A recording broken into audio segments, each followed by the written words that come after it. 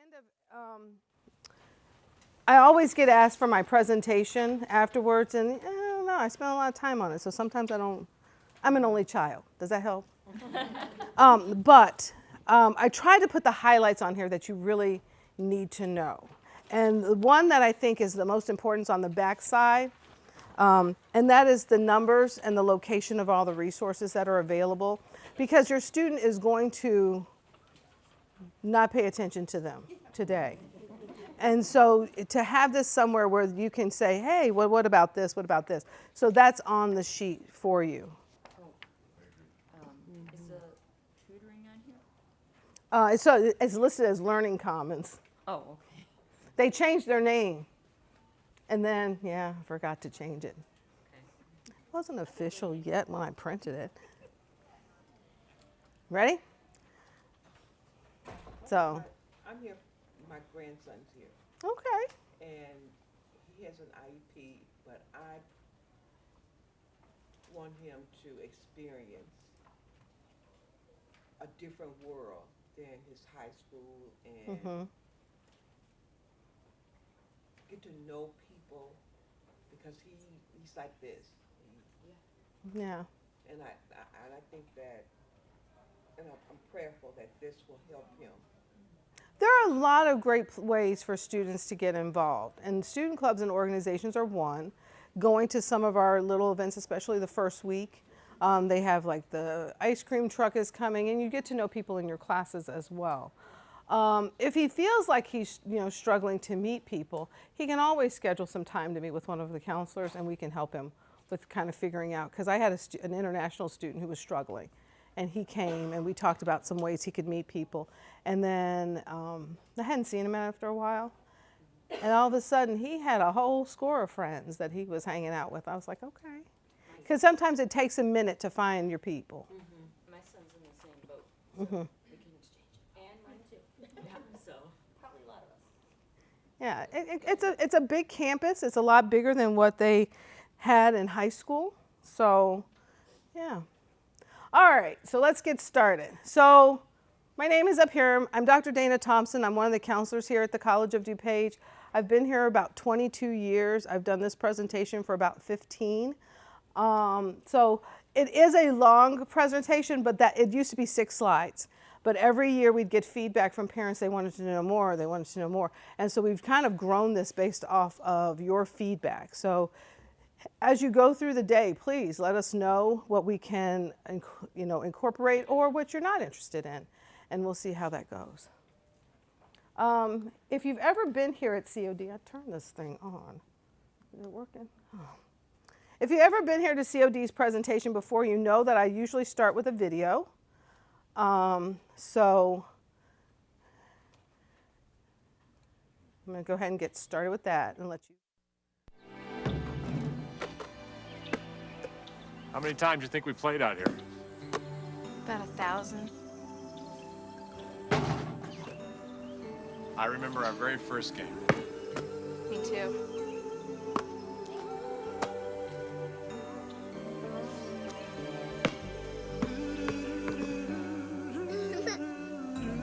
I remember you were 4. Here you go. Here you go. You had a red ribbon tied in your hair.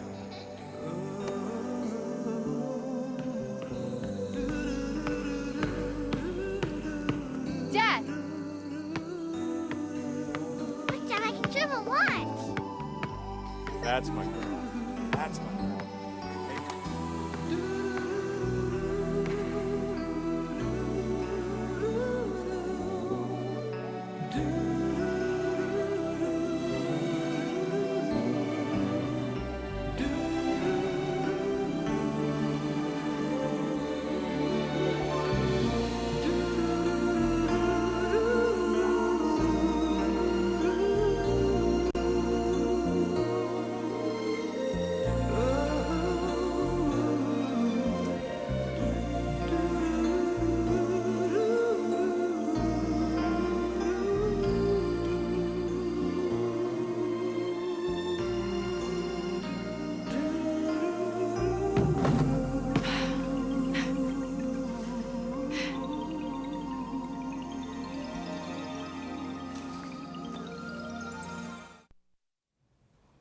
So why do you think I start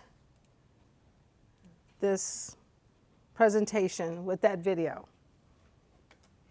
Any guesses? Remember how it started? Okay. We still see our kids as kids, but really they're adults. Exactly. So while you see red ribbons and football games and ballet recitals and all sorts of, we don't see that at all. What we see is a 17 or 18-year-old fresh out of high school adult coming in. Some of them are adults already coming in if they've come back to school after taking a bit of a break. And that's how I want the presentation to go. I want to see how we can bridge your vision and our visions together to make the most success for your student. And then I'm hoping that my clicker will work so that I can move around. So we're going to talk a little bit about the structure of college, and I got to get new batteries. So just a quick roadmap so that you can understand kind of where COD fits into the road in higher ed. I always look at higher ed from a 5-year cycle because not all students are going to finish in 4 years. 5 years is not a bad time frame for students to take in order to complete their degree. The first year, no matter where they go to school, whether they, since they're starting here or whether they're going to U of I or Elmhurst, they're all going to start with the same thing. They're just going to work on general education coursework. And if they need to, they'll complete some developmental coursework. So I'll talk about that in a minute of what that means. The second year, they're going to begin working on some pre-major coursework, or if they're undecided, we're going to start looking at, ways of deciding on a pathway. When we talk about a career path here, we're really talking about what's your major going to be when you transfer. We're not asking them necessarily to pick a job unless they're in the CTE program. If they are, that's fantastic. They're going to really get into their workforce coursework. But if they're planning to transfer, then they're going to work on pre-major coursework. And hopefully at the end of that 2 year, they'll transfer. But if they don't, that's okay, because then we have the third year. They'll either move right into their career or they'll complete additional transfer-related coursework, and then they'll transfer to their university of choice. The fourth year, when they're in their university of choice, they're working on major electives, major coursework, studying abroad, career planning, maybe even internships. Now, internships, I do always suggest that no matter what your student does, whether they stay here or they transfer out, they should have an internship as part of their plan. Internships are going to give them that experience. And a lot of students are always freaked out because they're like, it's not paid. You don't need to be paid to get experience to take into the workforce. So if they have that opportunity to do an internship, I strongly encourage it.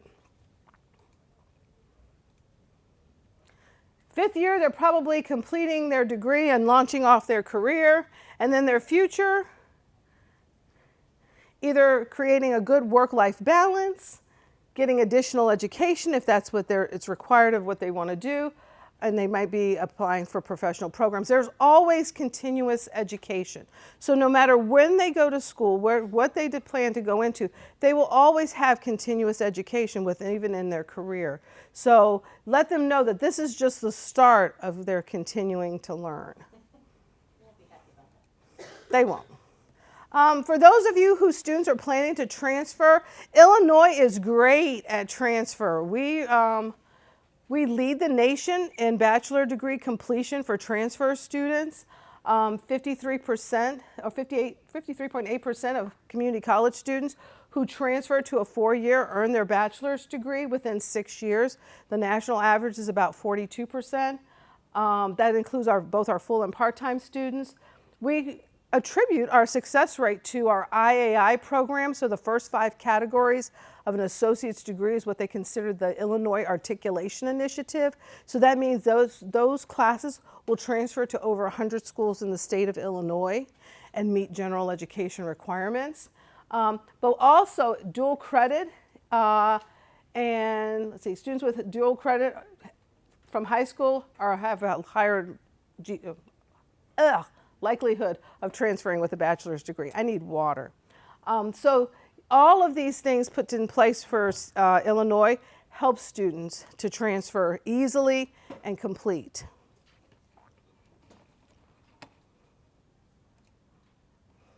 So what does the academic year look like for COD?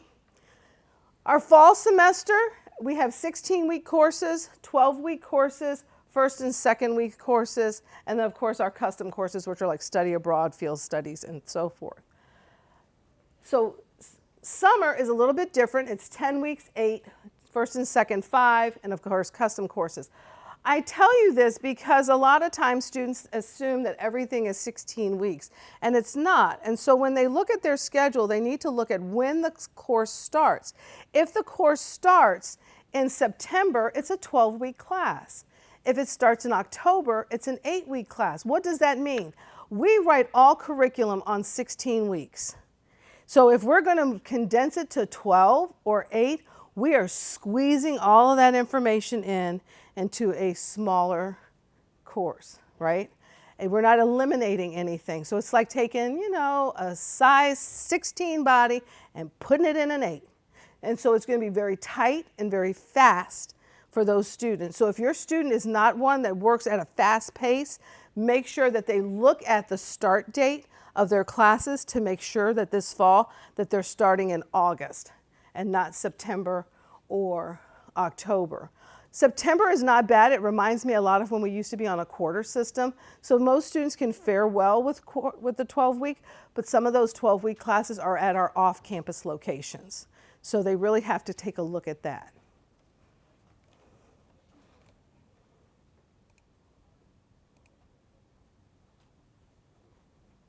What constitutes a full-time student is 12 credit hours or more. We recommend if they're trying to get out of here within the 2-year time period, 15 to 16. But again, that's up to the student to kind of look at. And we'll talk about a work balance with school. I don't know about captions. I don't know what I did. What did I do, Sal?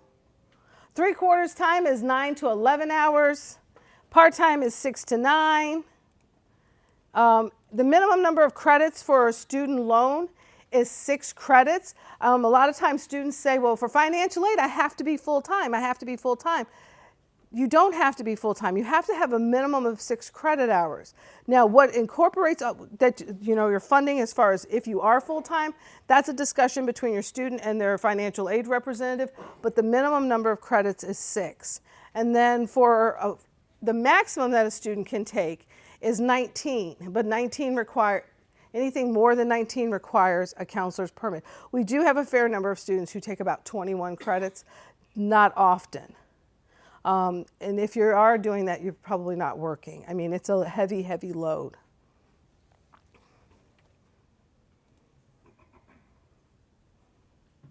How long is it going to take your student to complete? It'll take 5 years. I think I made some mistakes in here. For 6 credits per term, it's going to take about 5 years to complete their associate's degree, 2 to 3 years for their bachelor's, and 10 years for their 10 years for their bachelor's.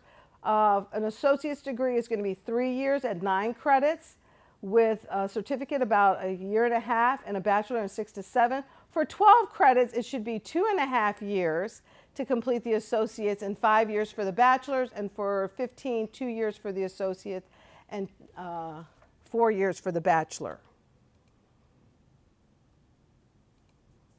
How do I get this off? Hold on one second. There we go.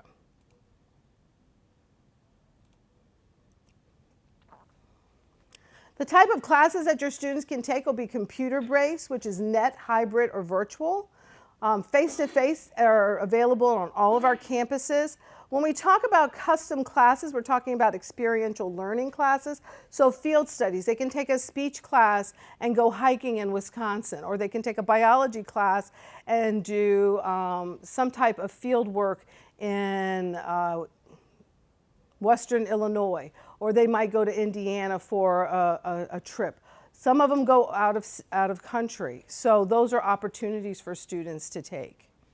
When they do its field studies, special topics, you know, and you say going to Wisconsin or whatever, how long are they there for? Are they the same? They're not there for the 16 weeks. So usually what a field study class does is you have coursework and then you might go for a weekend or 3 or 4 days. But keep in mind that's extra tuition because you will have to pay for the accommodations and so forth. And then we have the focused learning, honors, learning communities, accelerated learning, and then supplemental math. Here's what I'll say. If your student wasn't an honor student at high school, they can be an honor student here. Sometimes it's just a student finding their niche, right, and figuring out what classes work for them and what kind of teaching style works for them. So you can have a student who came out of high school with a 2.5 GPA, and they can be a 4.0 student here because they've just engaged a little bit differently. Learning communities are classes that are combined together over one theme. So we generally have we have a couple of them this time, but we have one that's a human resources certificate, but we also have one that is anatomy and biomedical terminology that helps with health science students. We've had ones in the past where every 4 years we do one for the presidential election called Decision 20 whatever, and the students will take English and political science together and they have a service learning project in which they work on a campaign. Question? For honors, can they do that at any point in time, or only when they first start? No, at any point in time. So once a student has had 8 credit hours and they have a 3.5 GPA, they can be in an honors program, an honors classes. Can I ask a question now too? Similar to that. My son at high school, he had some, you know, classes that connect to Dual credit. Yeah, dual credit ones and stuff like that. So my son already has 8 credits and he's a 4.333 coming in. So is he considered already honors? He'll need to talk with his advisor. So in order to, so coming in with dual credit and having a 4.33, I would talk with your advisor to make sure he can take honors classes. Speaking of honors, in high school, honors in the same time frame was usually they were putting a lot more information into it than a standard. Is that true also, the honors classes here? It's going to be more information than what a 16-week normal course would be? I don't think that they're putting more information in honors classes. I think that they're more enriched. So it's a different type of way that they're learning and different types of material of how they, yeah. So when your student looks at their schedule, they need to verify how they're taking their classes. So if they see their class, like College 1115, and there's numbers after it, that means it's a face-to-face class. That means they're sitting in a classroom, they're going to one of our campuses and so forth. If it says net and then the number, it's a fully online class. So they're taking it, you know, not with any kind of interaction with the instructor. Maybe there's videotapes, maybe there's PowerPoints that they want them to read, but it's a fully online class. If it says HY in the number, that's a hybrid. They need to look at it because that means they're going to be having a face-to-face with the instructor. They need to dig down in that hybrid to make sure that that face-to-face is on campus, or is it in a virtual environment? And then if it says VCM, that's a virtual environment. So again, it's meeting with the instructor, but in a virtual space. And this one could be either or, either in person or a virtual space. So they really need to read the hybrid carefully to make sure they understand when they're meeting with the instructor.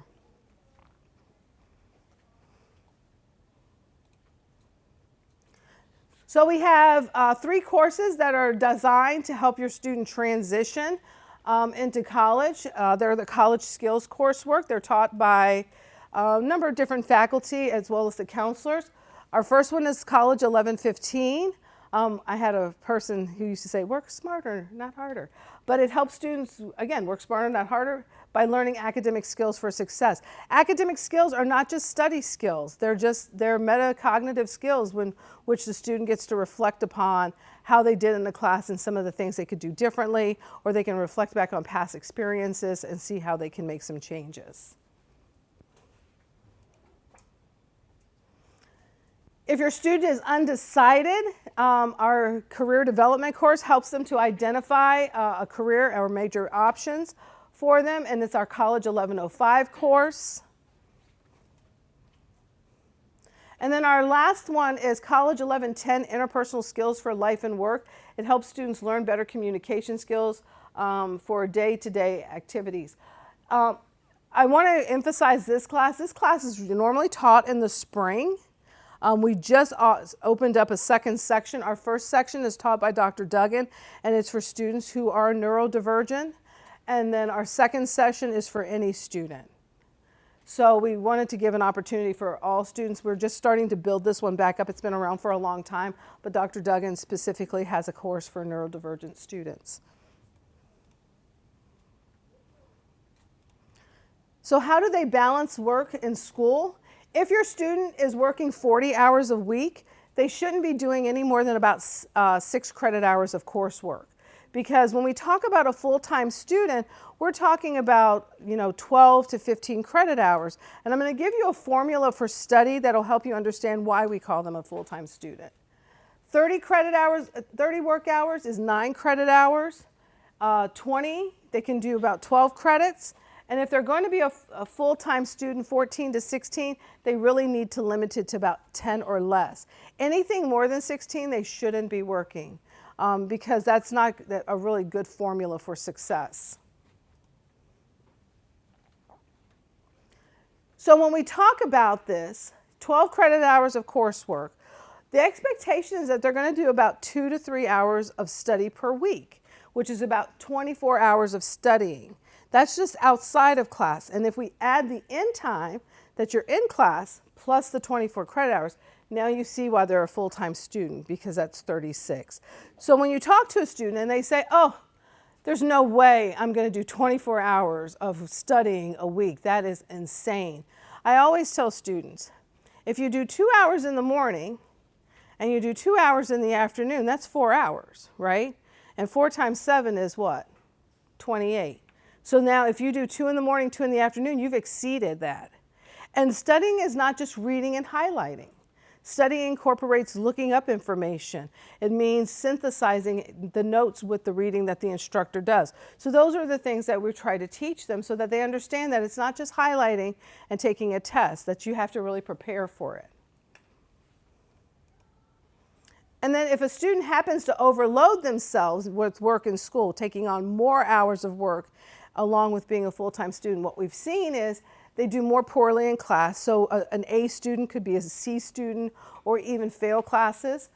They tend to drop because there's so much going on, they become overwhelmed. So they'll drop their classes, and after a certain period, they don't get a refund.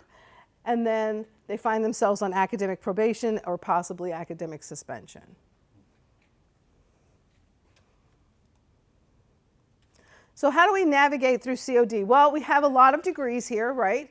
Most of them are the Associate in Arts degree or the Associate in Science. Those are your 2 transfer degrees. So when we think about transferring, and our advisors are doing a transfer workshop later today, when you think about transferring and how my course is going to transfer, am I going to get everything to transfer and so forth, it really needs to be a part of that Associate in Art and Associate in Science. Those are the 2 transfer degrees. The Associate in Applied Science has a limited transferability. It can transfer, but normally with a part of an agreement between the 2 colleges, the 3+1 programs, and so forth. So we've had, and 3+1 programs, because students talk about those quite a bit, they are very major and school specific. So we have one with accounting, and I believe it's Lewis University. And the students will come in and say, I'm doing a 3+1 with accounting in Northern. No, there is no 3+1 with, Northern. It's with Lewis. And they're like, I don't want to go Lewis. But still, they have to know what the program is going to transfer to. That's working with their advisor, and they can tell them where their applied science degree can transfer, because a lot of our technical ones can transfer. Northern has a great program with technical programs here at the college. The associate in art and the associate in music, if your student is trying to do one of those two, they really should be working with their advisor in the department, their actual instructors, because they're going to help them with their portfolio, their auditions, things like that, and then engineering as well. General studies. General studies is not general education. So if your student says, oh, I'm doing an associate in general studies because I'm doing my gen eds, tell them no. What they should be doing is the art or the science. The general studies is a great degree if you have classes from a lot of different places and you want to pull them together and find out, do I even have a degree? That's the general studies. It is gen eds and then anything at the college 1000 level or above. So it's a great opportunity for people who are returning adults, people who are just trying to complete a degree. Those are the good ones. That's a good one for that. We have a number of certificates. They vary in credit hours, but I would encourage them to look at them. They can enhance some of their general education transfer, but they also have limited gen eds within them. So if your student is not one who wants to do a lot of gen eds, a certificate can work just as well. And you talk to the faculty member to find out the kind of careers that they can get with that certificate.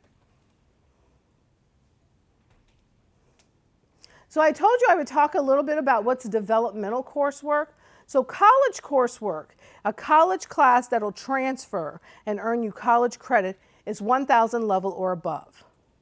Anything below that, a 0, so you might have a Math 0465, Math 0481, English 0493, those are developmental coursework. That means that there's some skill sets that the student needs to learn before they get into college level. And they carry no college credit and they don't transfer. And I know a lot of students freak out when they see that number and they're like, I don't want to take it because it's not going to transfer. But it means that you're missing some skill sets. And so this is a gap class to help you kind of get those skills so you can be successful in the next class. And then transfer credit, like I said, it's in the general education. If you talk to the advisor, your communication, your science, your math, humanities, fine arts, social sciences. Those are your classes that are your general ed classes, and those are the ones that will transfer quite easily to your next school. We have a lot of buildings. We're a very large campus. Majority of your students' classes will probably be in the Berg Instructional Center, but they could be anywhere on campus. So they really need to look and find out where their classes are. My suggestion always is that if your student has their schedule, they have enrolled in classes, they need to walk their schedule. And when I say walk their schedule, walk Monday. What are your classes on Monday? Walk Tuesday. What are your classes on Tuesday? Don't just walk around and find where the rooms are. Find out how and then figure out where your parking is. The thing about it is, now the only thing that works on this clicker is the little, I can't do anything else with it, but it gives me the little green light. You can't go from east to west and west to east in 10 minutes. So they really need to know that if they have a class over here, they need about 15, 20 minutes to get here. I can make it in 10 minutes because I don't talk to anybody. I don't stop. I know where I'm going. I'm from the East Coast, and I know how to walk fast. I worked at Disneyland. I got this. I know how to navigate through crowds. And I can get from my office in the Student Services Center over here to Homeland Security, not a problem, 10 minutes. A student will talk, they'll walk, they'll remember they wanted to eat, they want to stop at the bookstore, they want to stop over and get something they're not going to make it. So if you see that your student has 10 minutes to get from like tech, Homeland Security, all the way over to this area of the BIC or the PE building, have them sit down and see how they can make that adjustment. because they're not going to make it. And I've said to students, that you knew you weren't going to make that. And they're like, yeah, I did. So the other piece is parking. You see all the white College and Faywell? There is parking. If they come home and tell you there's no parking, they couldn't find parking, that is a fib. I was going to say the other one, but it's a fib. They just don't want to park where there's parking. Everybody wants to park here. And that's a great spot. It's very central. However, there's more parking back here. They can get a shuttle from over here. So there's parking over here in D. So there's parking anywhere they want to find it. I always suggest that they try to get here about 30 minutes before the first day. For some reason, the first couple of weeks of school, it's really, really crowded. And then after that, it kind of levels off. And that has a lot to do with people kind of figuring out where they want to park. And that's why I say walk the schedule. I always think you should park where your last class is. Because if you have if you're taking like 3 classes in a day and you've got a lot of walking with those classes, I'm tired. I want to get close to my car. I don't want to have to walk, too far. So the earlier they get here, the better. And then if they don't like the larger campus feel, they can take classes at our smaller campuses. So we have Addison, Carroll Stream, Naperville, and Westmont. Those are starting to have more classes. We were limited during the COVID time, but now we're starting to add more classes over there. So they can take classes at the smaller campus. They can take classes up here Monday, Wednesday, and Friday, and take them at the other campus on Tuesday, Thursday. It doesn't matter. Nobody's looking at their transcript and saying, you took it at Naperville. No, it's all COD classes. It's whatever their grade is, that's all they're going to see. They're not going to see where you took the class. So textbooks, my illustrious colleagues who are here with me are supposed to talk to you about textbooks. What were you going to tell about them? So the bookstore is great. They do price matching. So, Hello? Okay. Yeah, so the bookstore at COD, it's called the Follett Bookstore. It's a great bookstore. They do price matching, so if you happen to find a cheaper option online, you can always bring that up with them, and they'll work some magic and get the prices to match. And it's pretty convenient. You can always go in and just find the books you need, and it'll be done in like 10 minutes, and you're all set for the rest of the semester. So I highly recommend. Do they have to buy the books? You don't have to buy the books. You can rent the books digitally or physical copy, whichever helps you learn best. So there's different options, definitely.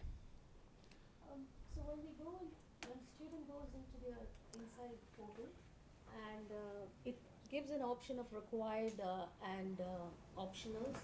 So do we just purchase it online within the COD portal? So Or do we have to go only to the bookstore and get it? Repeat the question. So you're asking, do we have to only go into the bookstore to get the books, or can we get them online? Is that what you're asking? Online on the COD portal. Yeah, you can get them online too. They have a website. They'll Right. usually send an email to the student saying, these are the classes you're taking, so here's the books you'll need. Right. That's a prepared list, so they can get it online as well. But if they would prefer to, come in person and ask any questions to get their doubts cleared, they can always come in person.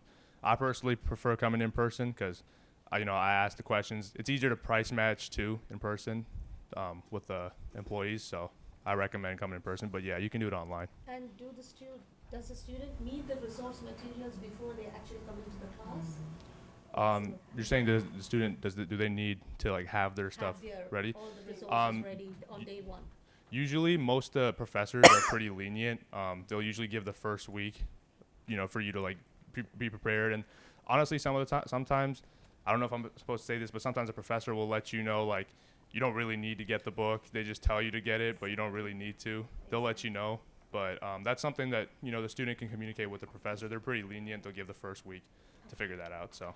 And if it's in cellophane, don't open the cellophane until after you've talked to the instructor, because once you open that cellophane, they're not going to take the book back. So. Is there any way of finding out if there's a used book for that class? You're saying like finding used books for the specific class. So yeah, you can find they have them on, like, if you go into the bookstore, you ask them, I don't want to buy a new, I don't even want to keep the book, I just want to rent it. They'll give you a used option. And so yeah, you can just rent it for like however long the class is. So 8 weeks, they'll give it to you for 8 weeks, 16 weeks, so on and so forth. Yeah. Does the digital copy have capabilities to have a reader on it? You're saying does the digital copies have a reader, like reading the Can they text? use it? Yeah. The digital copies of the book, the website they have is, I forgot, it's called Brightwave. I believe that's the portal they have the textbooks on. And on Brightwave there is a option that reads the full textbook back to you if that's something you'd like to utilize. So, and it lets you highlight text, all that stuff too. So it's pretty useful. Over here. How much is the rental? How much is the rental? It'll just vary depending on the book, and like, how big the book is, whatever class it's for. But typically it's way cheaper than just, buying the book straight up, so. Is there a buyback option? Yeah. Yes. Yeah, so COD does buy back the books. There might be more specifics around that, so I do recommend, contacting them, but I do know that they do buy back books, so. Generally, they won't buy it back if the publisher is working on a new edition. Yeah. All right. Alrighty, thank you guys. Nice job. Look at you. I know who's answering tomorrow. I'm going to skip this one. All right, so for technology purposes, we have Blackboard, which is our student learning management system. So all of their syllabi will be in Blackboard. So if a student says, oh, I didn't know when that paper was due, I lost my syllabus, it's in Blackboard. We're required to put it in Blackboard. The portal, they need to get used to the portal. They should know what is all in their My Access, what's available in portal. There's student discounts that are listed within the portal, so they really should understand their login. All of their login and passwords are the same, whether it's their email, their Blackboard, or their portal. And so they should really get in there often. And speaking of email, that is the only way we communicate with students. We do not communicate with them through their Gmail, Yahoo, whatever. We only communicate through their dupage.edu email. So if they're not, I don't know what that is, they need to go in their email because we probably emailed them about financial aid packaging, or if the instructor wants to get a hold of them for something, it's all going to be in their email.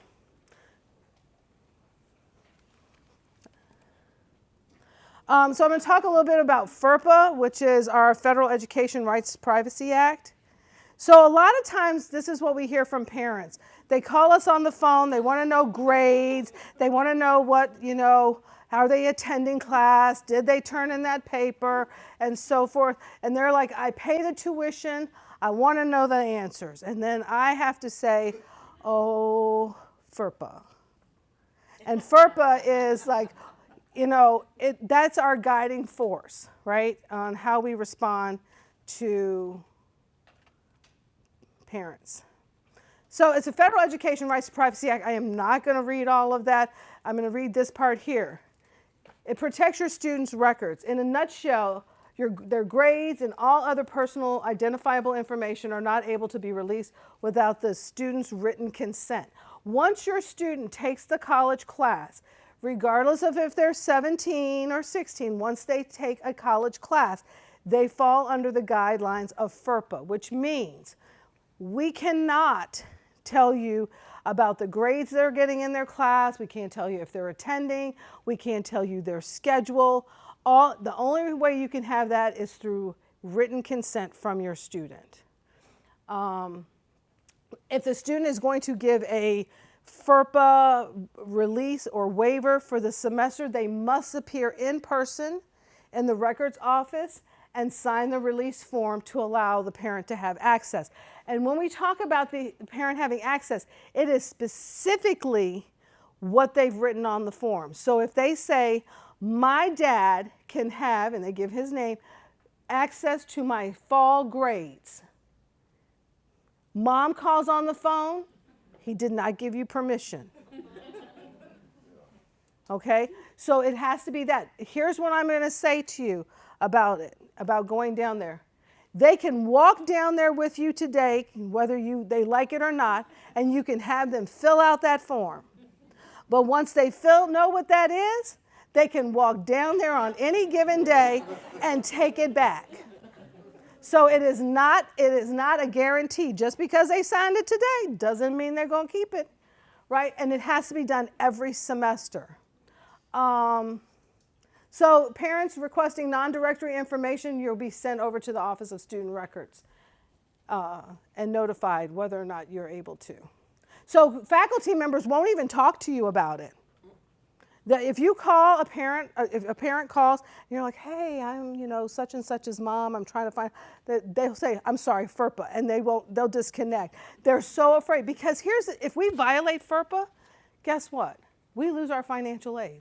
So it is very much important to us that we maintain the students' rights to privacy. So what we cannot tell you their name in any combination with their student ID number or family members, their social security. We cannot tell you the student's schedule. And a lot of people are like, well, why can't you? Think about stalking laws. Those are primarily the reason why we don't give out information on their schedule. Any list of personal characteristics, grading or attendance information, anything that makes that student easily identifiable. What we can tell you, yes, is their name, what community they came from, if they have a major field, if they participate in one of our recognized sports. If they do, we can tell you their height and their weight. Maybe you wanted to know that information about your student. The terms they attended, degrees awarded, and the last educational institution attended. No, with the signed FERPA, we can give you more information, but without it, this is all we can tell you. So just directory information. So the services that are out there and available to your student, first, of course, I always pick my own department, counseling. We do personal, career, and educational counseling. We also are now starting up a peer support program. So if you go past the counseling table today, we're asking you to help us name the program because we want students to help us name it or the community to help us name it. So if a student wants to access our resources, they have to first come in, do a 30-minute screening. We decide kind of who's the better person to work with that student, whether it's inside or outside, and we make those appropriate referrals. Here's the new name for you. It's listed as the Learning Commons on my handout, but it's now Tutoring and Academic Support Center, or TASC. I don't know, okay, center, okay. But they do peer tutoring. There's the reading and writing assistance, speech assistance, and math assistance. If your student is afraid of giving speeches, this is the best place to go. I will tell you, my sorority sisters would be amazed that I'm standing up in front of you because I melted down like the witch in the Wicked when I had to give a speech in front of them. So Speech Assistance Center is perfect. Math, any student in a developmental math class, I don't care if it's 0481, 0461, 0465, they need to go to math assistance. They need to make sure that they're getting all the material so they only have to take it once.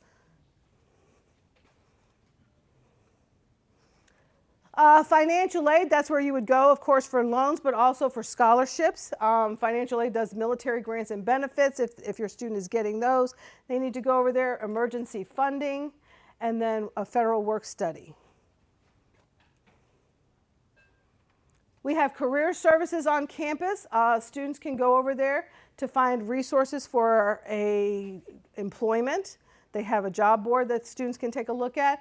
If they need some job-seeking skills like a resume or cover letter or interview skills, the people over there will help them with that. And then, of course, internships and service learning. If you weren't in here when I said it before, there's no student who should leave college without having at least one internship, probably 2 in today's environment. Advising and transfer services, this is where your student is going to go so that they can develop their educational plan. Somebody said their student likes to plan. This is where they can plan you out. So you get your planning coursework out there. They can plan you for a couple of semesters or even the 4 years, and then they can help you with transfer planning and advising. So they'll help you with all of those. That's kind of their go-to person. I told you I would explain what happened. So we split off so that now they can do more case management, which means that they can reach out to your student at least once a semester, that your student can go in there and meet with them and find out, what's their next steps and so forth.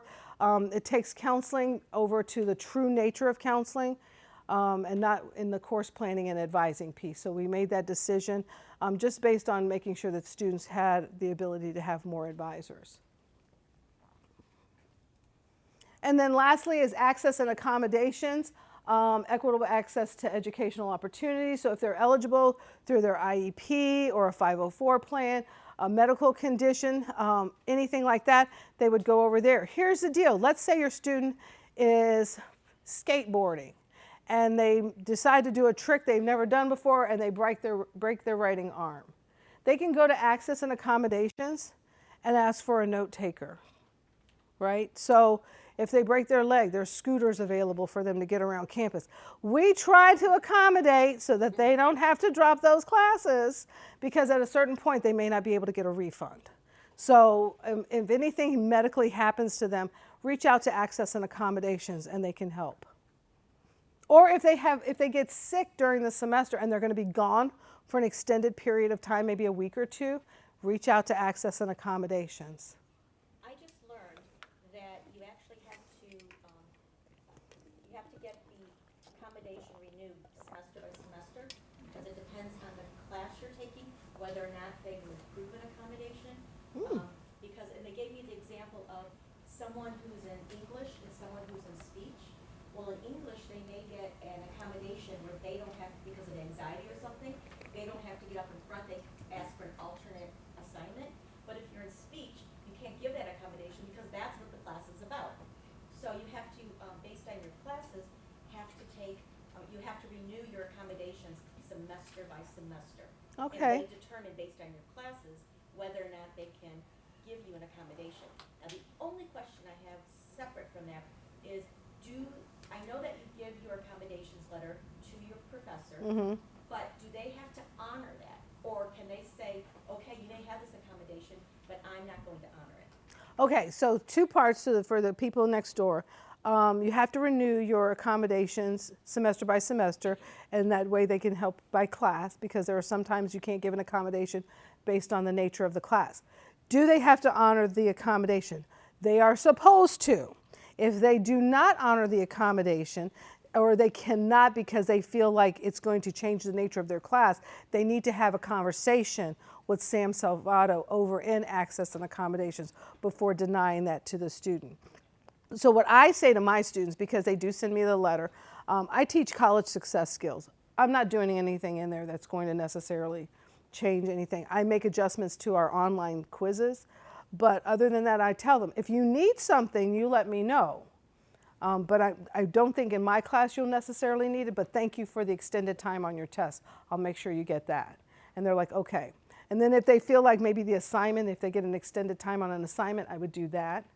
But I don't know if necessarily. Yeah, one of the things, when I was on the phone or when we had our Zoom meeting with accommodations, they said extended time for tests, but the extended time on assignments, no, because everybody has, you don't need the extended time on assignments. You know when it's going to be due. The syllabus tells you when it's due. Right. And then sometimes we do give a little grace. Okay, just talk to your professor. Just talk to your professor. I think students think that we're scary, and I try to be, but we're really not. If you go up and you talk to them, and you go to their office hours, don't bombard them like before class, because I think that's the worst thing to do because they're trying to get themselves settled. But if you talk to them during their office hours and you let them know what the situation is a little bit as in advance as they can, they're more likely to work with you. If you've been missing for 3 weeks in my class, and then you come in and you're like, hey, what did I miss? I'm not feeling good because you didn't contact me. I thought you disappeared. So, but if you've said, hey, I can't make it, I've been sick, and so forth, then I'm going to work with you. And I think that's with any kind of, kind of human approach to teaching. The goal is to get you through the class. successfully. Successfully, right? And so, those are the things you want to do, is make sure that there's a good line of communication with your instructor. What class was it that you said you teach? I teach college success skills, but I teach it for athletes. So unless they're on a sport team, we have ways to help you as far as if your student is on campus and they need some help from our police department. First, we have the behavioral intervention team. They monitor kind of unusual things that may be happening with particular students. They'll review cases for that. We have COD Eyewitness, where they can make anonymous eyewitness accounts. We have a COD escort program. If you are a student on campus and you're a little concerned about walking to your car and it's dark, especially this fall, they'll escort you to your car. COD alerts, if your student will sign up for Rave Alert, which is this little app right here. They can get updates on anything that's happening on campus. So whether we're closing for weather, we've closed before because maybe there was a gas leak in a particular building or something's happened. We were really hoping last week to shut down because it was so hot and the electricity kept going out. So I just knew, come on, half hour. And every time we get to close to that half hour, it'd pump back up. So we have that. And then also physical fitness. If you're a full-time student, they can have a free membership at our fitness gym. No need for lifetime. Once they're a full-time student, they can come over here if they go upstairs. It's very nice. How do we support your students with mental health? Some of the common concerns we have that students face as they come in here, and what we notice is that if they go unaddressed, then the student has lower grades, lower attendance in class, high frequency of incompletes, or possibly dropping out. So I say that to say that we're very focused on mental health here. So as your student is coming to school, have them connect with us. Again, talking about the different areas of counseling, we are solution focused. So we are short term, meaning we about 6 to 8 sessions. And students, various reasons they come to meet with us, and none of it is tied to their student record.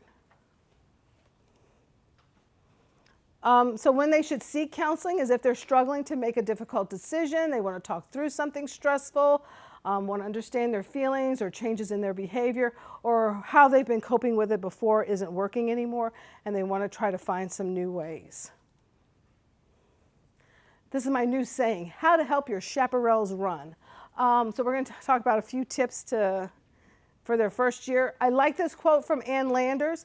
It is not what you do for your children, but what you have taught them to do for themselves that will make them successful human beings. So what happens when you support your students from the sideline?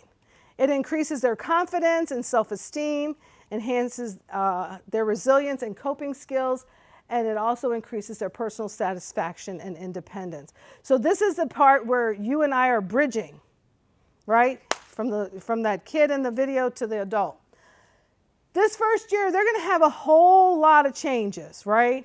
So what we expect is that, hopefully an academic environment that offers them to expect the best of themselves. They're going to experience challenges, so we want you to support them. Freedom to learn from their mistakes. That's why there's grace, right? We give them that opportunity to learn from those mistakes. Caring and committed faculty who support your student. A welcoming and safe environment that fosters the development of responsible, healthy humans. And then multiple accessible avenues to seek help and exposure to new ideas and people. Your relationship is going to evolve, right? So it may be some mixed emotions on both of your sides as they're starting to feel like a little more adult. I always joke and say that first-year college students, especially coming out of high school, are a lot like middle schoolers. Because they're not, we're kind of in a quandary, right? Are they adults? Are they teenagers? They're 18? What is it? So there's a lot of mixed emotions. But your students are going to still need your wisdom, your guidance, your love while they're, trying to be independent. And they have to learn from their mistakes. But that requires a little letting go from you. Actively listen and maintain open communication with your student. Give advice when asked and create a safe space for them. And then foster their development as your adult relationship will grow. So one of the things is, I remember I called my mom. What happened there? Audio mute. I don't know what happened. Well, let me just tell you. So I told my mom, I went off to college, and I said to her, I called her on the phone, and I'm like, this instructor. And I talked about the grade, and I talked about the instructor, and I told her how horrible all of it was. And my mom, in all of her great wisdom, says to me, I am 3,000 miles away from you. What do you expect me to do? I said, ride in on the white horse like you did in middle school. And she said, no. And I said, well, what am I going to do? And she took the time to walk me through how to approach the instructor in a way that will have them receptive. I didn't get a better grade. I didn't get to redo the paper. But I felt a little more competent in how to approach people when I had a problem and how to resolve that conflict. So while I was mad at her for the rest of the semester because she didn't fix it like she was supposed to, I respected the fact that she taught me. Encourage your students to set up meetings with faculty and staff on their own. Hey, have you met up with your advisor? Make an appointment with your advisor. Ask them about their learning experience, not their grades. Guide them in communicating and support from their instructor. So guide them in that, and then empower them instead of doing it for them. I have a lot of parents who'll come in with their students, and each meeting, and I'm like, that's great, and I welcome it if the student wants it, but at some point, the student has to take the meeting themselves and ask the questions. So if you've got a lot of questions, write them down and email it to them or text them, because if you give them a piece of paper, they're going to lose it. And they'll go, I know she gave me something to ask you. So, just make sure they text it. I want you to know we're on the same team. We're not opposing each other here. We want your students to have opportunities to excel both academically and in non-academic areas.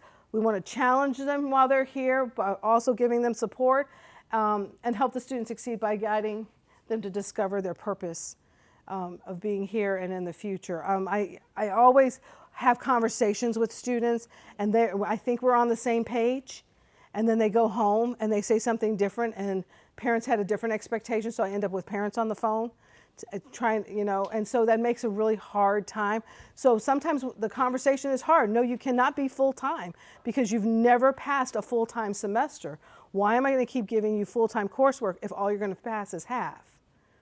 Because that's just a waste of your money. And then the student comes on and says, they didn't even let me be full-time this semester. That is not what I said wholeheartedly, because my goal is your success. I have no stake in your child's education. The only stake I have is for them to be successful. And that's how I approach it with every student. Make sure they're going to office hours of their faculty. Office hours are not the time that we're supposed to be sitting there working on other projects. We're there waiting for your student to come and ask us questions about material that they're confused on. Go to career services and internships. Go to advising to make sure you're on the right path. If you're struggling, go to counseling. Come to campus events. That's how you get involved. Go to the football games. Go to the baseball games. Go to these different environments and join a student organization. A student who's connected has a higher level of persistence and retention than a student who is disconnected from the college. And these are what we want them to be. We want them to make good choices in their behavior, respect our policies, have academic honesty. AI. We do check on those things, but we are starting to learn how to incorporate it into assignments so that it doesn't become this, I'm just going to write this whole paper in AI. So my class, they have to write the paper, but their, supplemental thing like a infographic or something can be done through AI. That way, I'm incorporating it, they get that experience with it, but it's in an academic setting. Personal integrity and care, treating all people respectfully here on campus and looking for assistance when they need it. Oh, I jumped ahead of myself on there, look at that. Students who get involved in campus are more likely to stay in school and perform better in their classes. That's what all these OLs are out here doing. We have honor societies for a lot of different areas, especially those academic areas. I just put a few of them up there. Psi Betas for psychology. We have Student Leadership Council. We have a school newspaper. We have Alter Ego Productions that brings fun people on campus like hypnotists. We have an indie film group, Page Turners, which is like a writing book club. And then we have some writers that are out there as well as college-sponsored events. We have tons of different organizations. This is just a few. So we have student clubs, we have pre-professional organizations, and then we have a lot of different athletic teams. And so the more they can support these, the better, right? Or be involved in them. Being involved in a student club develops leadership skills. If they go on to Chap Life and they find out, there's no club here for me, start it. Find a couple of friends, write a constitution, start a club. That's great initiative, great leadership skills.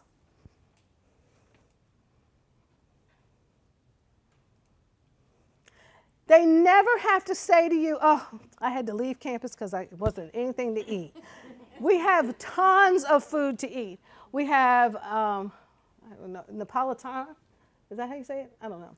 It's sandwiches and pizza, and they have cauliflower pizza. So, hey, cauliflower crust, they can do it gluten-free. And sandwiches and so forth there. Brew 425 is our proudly serving Starbucks.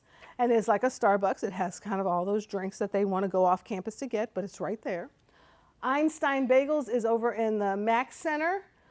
We have E.E. Gibson Cafeteria. We have a lot of different foods that are in there. We have a chicken place, and then we have rotating restaurants that come through. And then there's a Mr. Beast burger, I think. Yeah. And then 24-hour vending machines, simply to go. And then they can join this food on demand, and they can place their order and go and pick it up. Is there something that teaches them financial responsibility? Because if you eat all the time out, you're going to go through money or your parents' money. Financial aid. They do financial literacy. They also, oh, okay. And they also do have a microwave in the We have a microwave. We don't have a refrigerator, but we have a microwave so they can come and heat stuff up. Nice cafeteria. They can bring their own food, but they're never without food. So if they've left because they said that, it's not true. Important information. Remember, 12 credit hours is a full-time student. 15 to 16, they'll complete their degree within 2 years. Zero-level courses do not count towards transfer or college credit. IEI courses, which are those Illinois articulation, they transfer well. If they had an IEP or 504, they need to meet up with access and accommodations. They can make that appointment online. Applying for financial aid October 1st of every year for the next year, and parking in the first month is going to be a little bit difficult, but they'll survive. You can stay connected to us the same way that they always do. TikTok, Twitter, X, Instagram, Facebook, YouTube. We also have the Courier, which is our school newspaper, online. Come to our events, whether they're in the MAC or in the athletics. And then if you ever want pictures of anything, Flickr. If your student has not registered, do it now because things are filling up and next week is going to be crowded. Complete the steps to enrollment, schedule some time to meet with their advisor.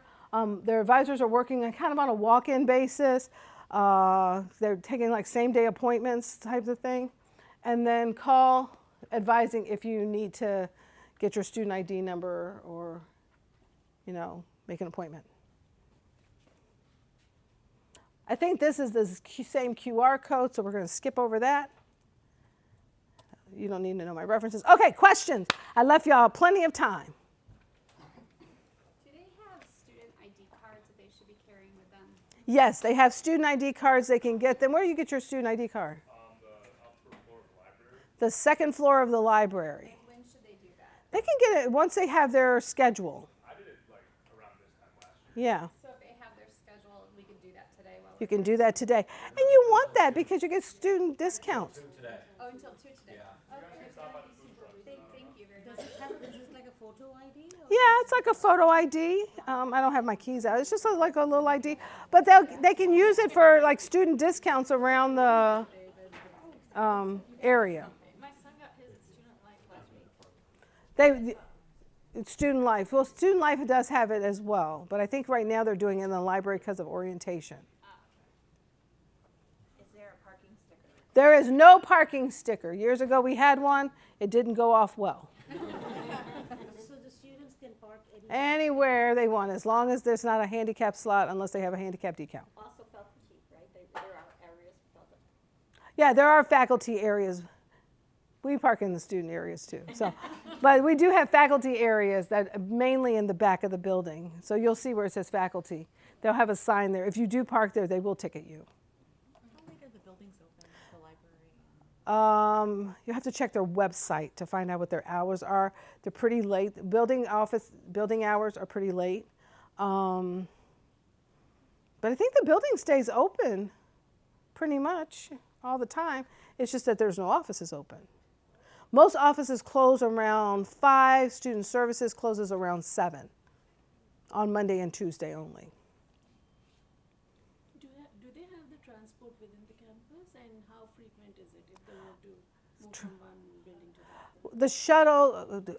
The shuttle runs mainly. It starts once school starts. I think it's like every 15 minutes is the shuttle. Have you ever taken the shuttle? No, but I do see the shuttle like driving around. Yeah, it's about every 15 minutes. So most students rather like walk in unless they can.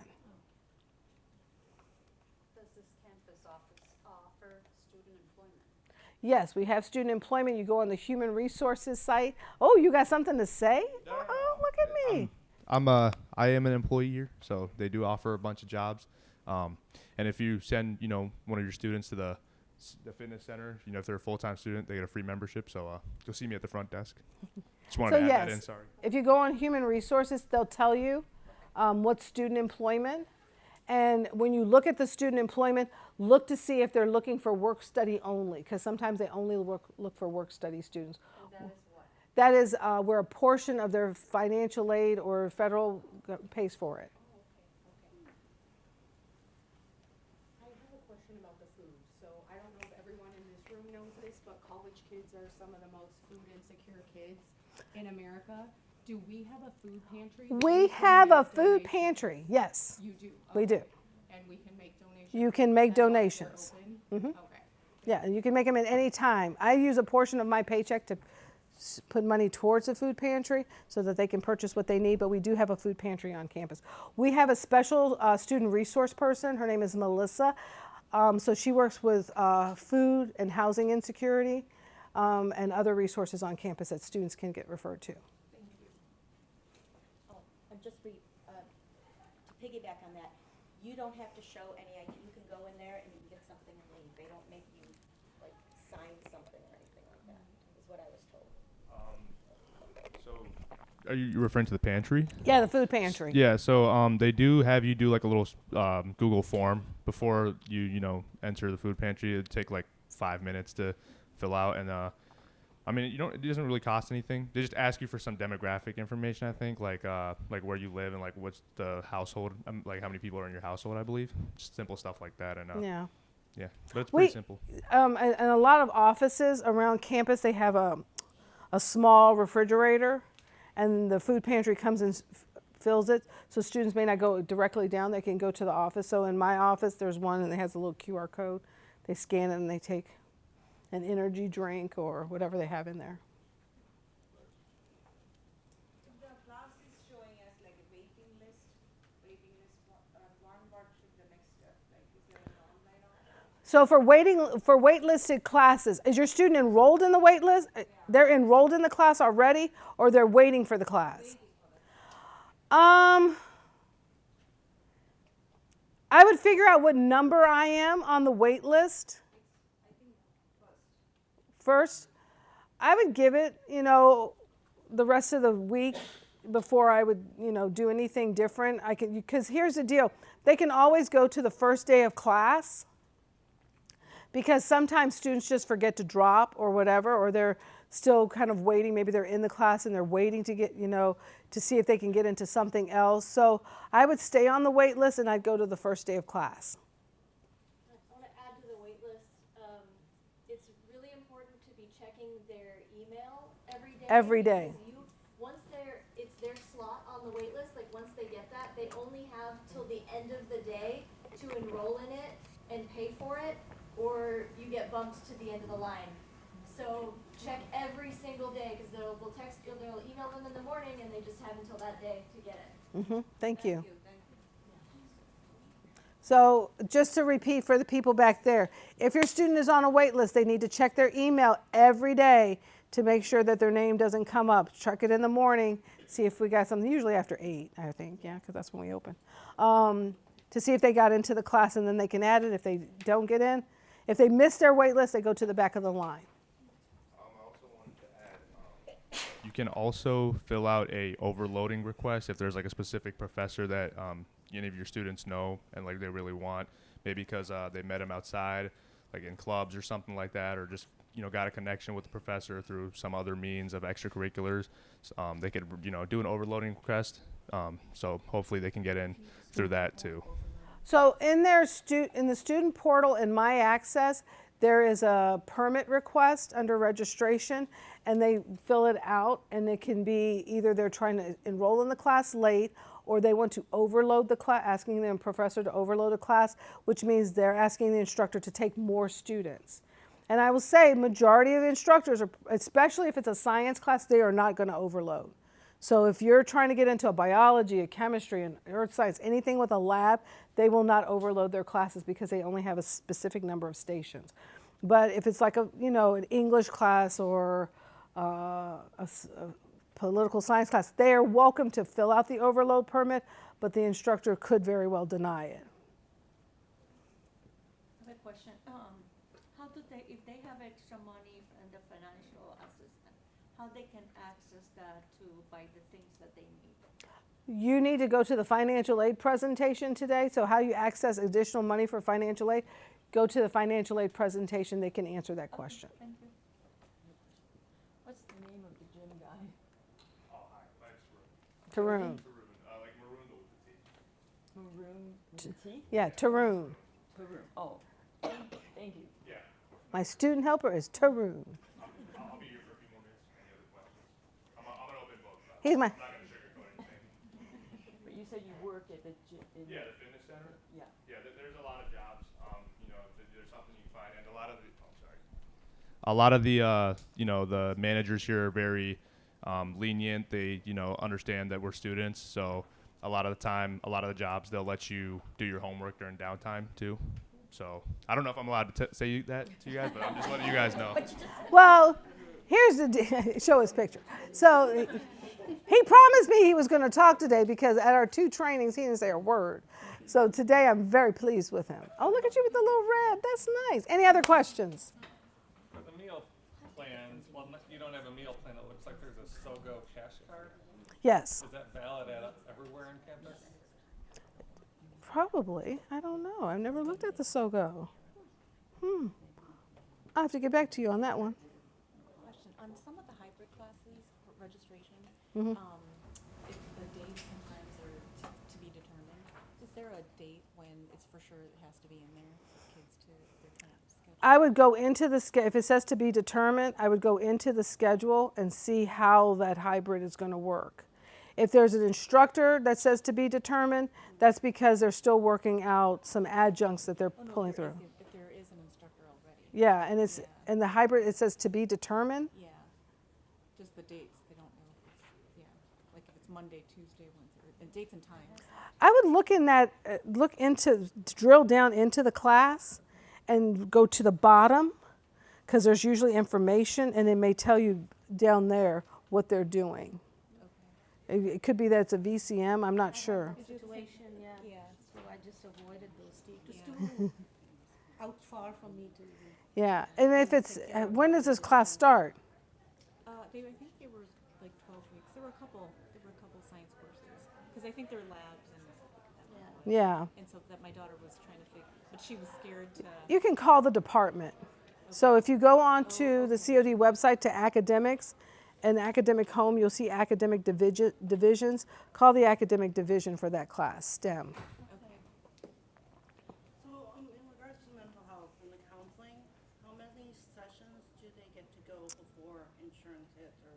We don't have anything to do with insurance. We do 6 to 8. If we feel like it's going to be more than that, we usually do a referral out. We also have the peer support, but we also have a telehealth company that we work with as well, because there's only 10 of us, and so we work with another outside company that does some telehealth as well as a few individuals. So we have a couple of different people that we work with. You want to ask a question, you keep looking over here. I'm excited about this kicking off and that my daughter's going to be in your class. Is she going to be in my class? Well, it has yet to be decided whether we let her down and baby her too much, but I think you can take over really nicely. I don't baby. So here's so here's something to know in the 2 minutes. When we used to be a combined department, the front desk, if they had a student who they were trying to explain a policy to, and the student just wasn't getting it, and they would keep coming back and they'd ask the same thing, they would say, "Get Dana." And then I'd go down there and I would talk to them, and all of a sudden they had it. So, you know, it just works out that way. Or if a student wasn't kind of connecting with the person they were working with and they didn't understand this policy and they really wanted to argue about it, they would just say, "Put the appointment with Dana." And then afterwards, the student always said the same thing. "I'm so glad I met you." And I'm like, "I'm glad I met you too." I hope So, my grandson has you. but I look, as I tell my child, and no offense to anybody in here, you got a black mother. I don't play around with a whole lot of stuff. And so I bring that to my classrooms and I bring it to my office. I like to have fun. I like to joke with my students. I love to connect with them, but I don't put up with a lot of mess. If you tell me you're going to do something and you haven't done it, I'm going to hound you till you do. And then they say, "Okay, Dana, I got it. I'm good. I'll take that math placement test. Jeez." And I'm like, "Fine. I mean, I asked you 9 times. Just take the placement test. You're the one that's not going to have a degree, not me." So we end up having a wonderful relationship. So if they're not in your class, they can find you. They can find me, but I don't do advising. I only do counseling. So the college skills class, the 2 credit hours, my son is in that, but you said if he doesn't do sports, he doesn't get you? No, right. Oh, I have athletes only for 11:15. Can I make him an athlete somehow? I have soccer, baseball. Do you have track? I may have track. I don't know. I don't know when their practice schedule are. Do you do weight training classes? No. Darn. No. Are the placement tests same as the 0 level? Right. They need to take the placement test. Okay. So if they take the placement test and they can get a pretty good score on it, then they can get into college level. If not, they need to take the developmental. They get 4 times to take that placement test. Tell them that placement test is serious. This is not a time to play around. It is a serious test. They can take the first one to kind of get a good baseline, but after that, they need to practice and get into do better. That's going to save you money. Well, thank you all. Have a good day. Enjoy yourselves.